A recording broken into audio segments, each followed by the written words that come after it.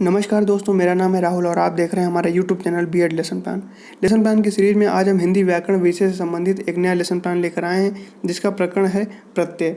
यह lesson plan Hindi व्याकरण विषय से संबंधित है और यह कक्षा 6 के लिए बनाया गया है।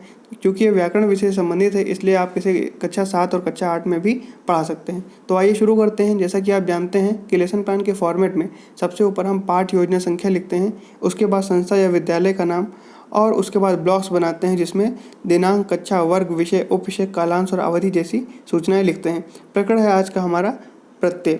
उसके बाद हम सामान्य उद्देश्य लिखते हैं। यहाँ पर पूर्वज लिखा हुआ है। जैसा कि आप जानते होंगे कि प्रारंभ के ही कुछ ही लेसन प्लान में हमको सामान्य उद्देश्य लिखने होते हैं, उसके बाद हम पूर्वज लिखना प्रारंभ कर देते हैं। तो आइए देख लेते हैं एक बार क्या होते हैं सामान्य उद्देश्य। पहला है विद्यार्थियों को व्याकरण की सहायता से शुद्ध एवं परिमार्जित भाषा को व्यवहार में लाने के लिए समर्थ करना। दूसरा है नवीन शब्द निर्माण की क्षमता उत्पन्न करना। तीसरा है विद्यार्थियों में भाषा तथा उसके अंगों उपांगों की रचना समझने की योग्यता उत्पन्न करना।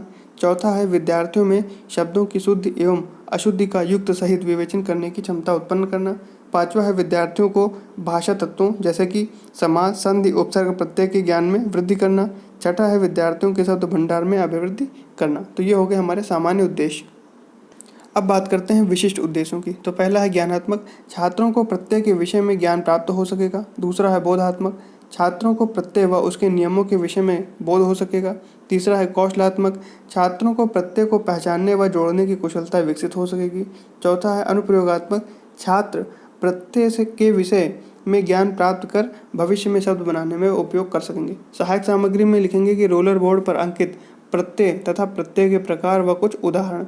शिक्षण विधि में लिखेंगे प्रश्नोत्तर विधि, व्याख्या विधि व प्रदर्शन विधि। पूर्व ज्ञान में लिखेंगे कि बच्चों को वाक्य, संज्ञा, सर्वनाम, विशेषण के बारे में सामान्य जानकारी है। प्रस्तावना में 2 कॉलम बनाएंगे, प्रश्न और उत्तर।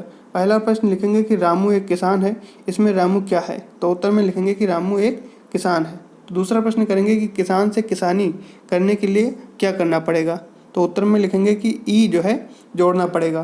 तो प्रश्न करेंगे कि ई क्या है? तो ये हो जाएगा समस्यात्मक प्रश्न। और अगला उद्देश्य कथन लिखेंगे कि बच्चों आज हम सभी लोग प्रत्यय के विषय में विस्तृत अध्ययन करेंगे। उसके बाद प्रस्तुतिकरण में कॉलम बनाएंगे, शिक्षण बिंदु, छात्राध्यापक क्रियाएं, छात्र क्रियाएं और श्याम पटकार।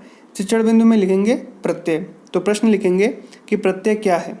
तो छात्र क्रियाओं में लिखेंगे छात्र मौन रहते हैं या लिखेंगे कि छात्र उत्तर देने का प्रयास करते हैं। अब छात्राध्यापक क्रियाओं में स्पष्टीकरण में लिखेंगे कि वे शब्द जो दूसरे शब्दों के अंत में जोड़कर उनके अर्थ में विशेषता या परिवर्तन ला देते हैं प्रत्यय कहलाते हैं। फिर लिखेंगे कि प्रत्यय 2 शब्दों से मिलकर बना है, प्रतिधन अय। प्रति का अर्थ होता है साथ में, पर बाद में, और अय का अर्थ होता है चलने वाला, अतः प्रत्यय का अर्थ होता है पीछे चलना। अब शिक्षण बिंदु में लिखेंगे प्रत्यय के प्रकार। तो लिखेंगे कि प्रत्यय 2 प्रकार के होते हैं। पहला हो जाएगा कृत प्रत्यय, दूसरा हो जाएगा तद्धित प्रत्यय। पहला लिखेंगे आप शिक्षण बिंदु में कृत प्रत्यय क्या है? तो वे प्रत्यय जो घात में जोड़े जाते हैं कृत प्रत्यय कहलाते हैं। कृत प्रत्यय से बने शब्द कृदंत कहलाते हैं, जैसे कि लेखक। तो लेख धन अक, यहाँ पर अक कृत प्रत्यय है तथा लेखक कृदंत शब्द है। फिर बात करेंगे हम तद्धित प्रत्यय की। तो शिक्षण बिंदु में लिखेंगे तद्धित प्रत्यय।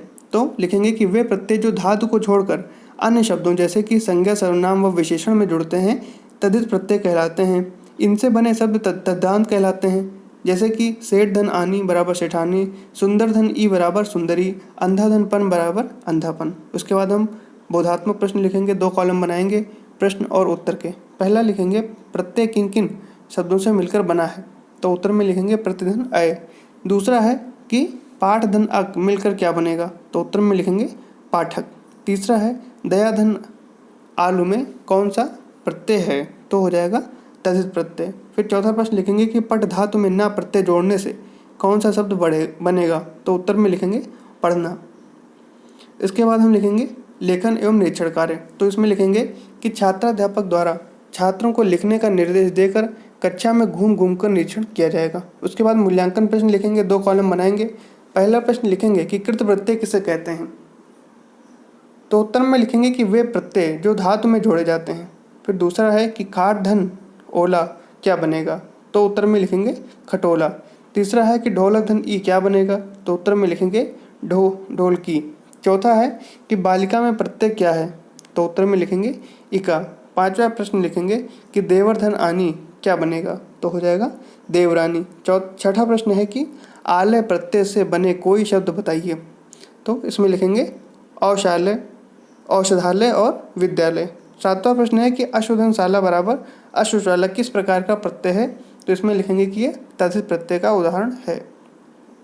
गृह कार्य में लिखेंगे कि सभी छात्र कल कृत प्रत्यय तथा तद्धित प्रत्यय के 3 उदाहरण लिखकर लाएंगे। तो यहाँ पर लेसन प्लान हमारा समाप्त होता है। आपको वीडियो कैसा लगा कमेंट करके ज़रूर बताएं। वीडियो को लाइक करें, चैनल को सब्सक्राइब करें और दोस्तों के साथ शेयर करना ना भूलें। धन्यवाद।